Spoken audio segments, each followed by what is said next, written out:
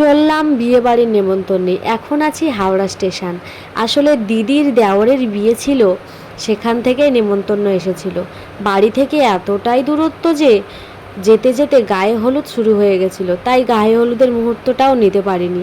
তার উপরে ছেলে আমার এতটাই ছোট যে ওর শরীরটা এতটাই খারাপ লাগছিল, অনেকটা দূর পথে জার্নি করা তো গাড়িতে, সেই জন্য ও এতটা কান্নাকাটি করছিল যে বিয়ের ভিডিও হোক গায়ে হলুদের ভিডিও কোনোটাই আমি নিতে পারিনি। তার পরের দিন যখন দাদা বৌদি বাড়িতে এলো, তখন কিছু কিছু নিয়ম যখন পালন হচ্ছিল, রিচুয়ালস যেগুলো পালন হচ্ছিল, সেই সময়কার ভিডিও কিছুটা আমি তুলেছিলাম, সেইগুলোই তোমাদের সামনে তুলে ধরা আর কি।